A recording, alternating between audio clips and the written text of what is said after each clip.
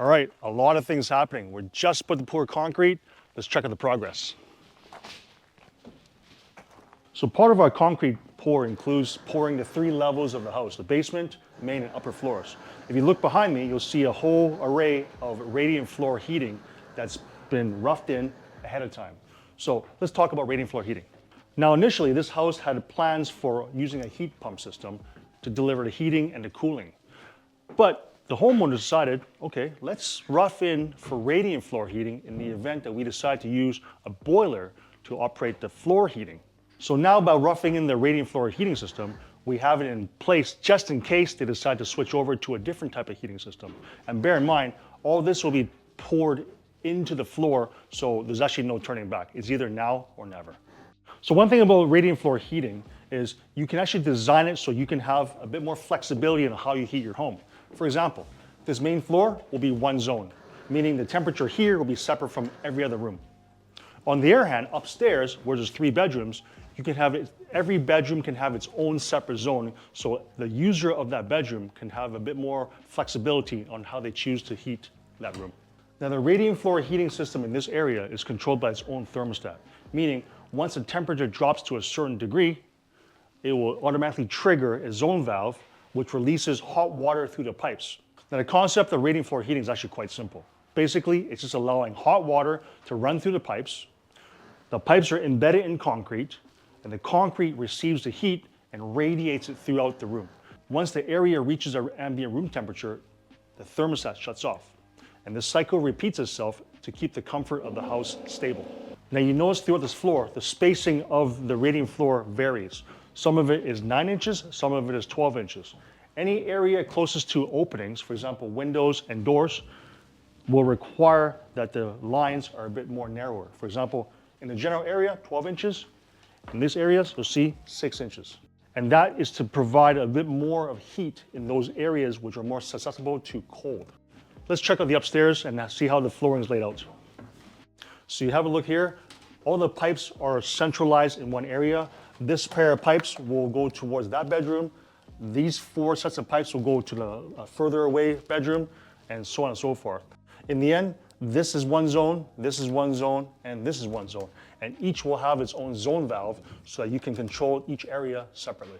So because these are all roughed in for future provisions, these are all going to be placed in an area where it's easy to access in the future. So it'll be easy to add on a condensing boiler to the home without tearing apart the entire house. So enough about heating, let's talk about waterproofing. So now we're finishing up the second layer of the waterproofing. This is called the top layer. And what it does is it protects the bottom layer from any kind of damage. Now, after these guys are finished, we're going to conduct a series of water tests. And we're going to be flooding the entire roof, leaving the water sitting here for a couple of days. And in the meantime, we'll watch for any water that comes through from underneath, if any. If there's no water coming out, then perfect. We can continue on with the spray foaming and the other rough-ins. But if there is any signs of leak, this is the time to fix it, because once you start building this up with other materials, it becomes a little bit more difficult to track the leaks.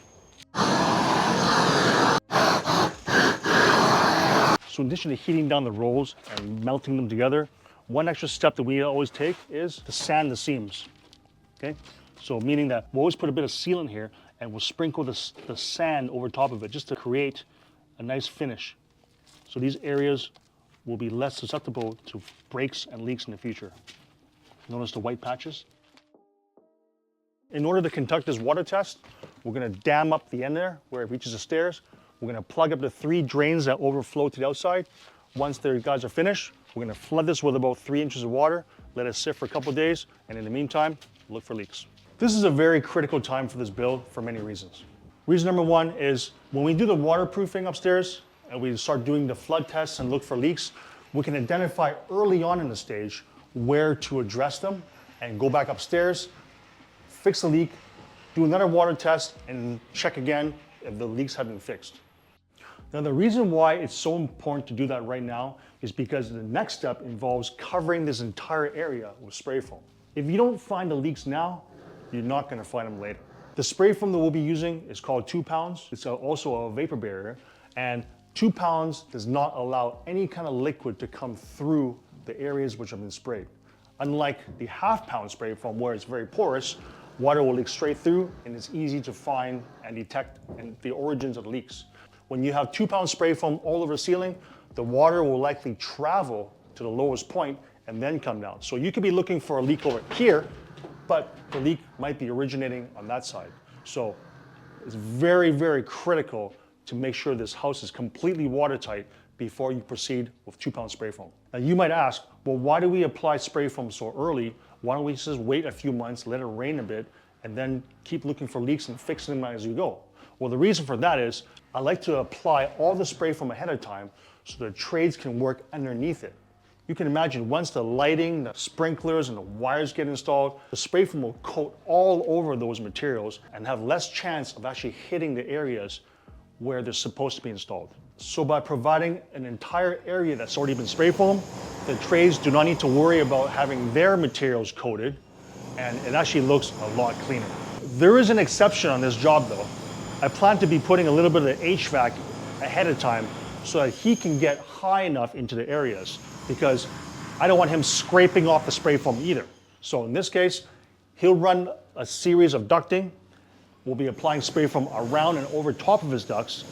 That's the only trade I'm allowing to go first. But before we can proceed with all that, we need concrete. Now that all the radiant flooring is installed, we have an inspection taking place tomorrow to inspect the installation. Then we'll be clear to pour the garage foundation, all the 3 floors of the house, the stairs, the stair walls, the hardscapes. All that will be done in one day. It'll be a very, very long day of concrete pouring. So let's check back tomorrow and pour some mud.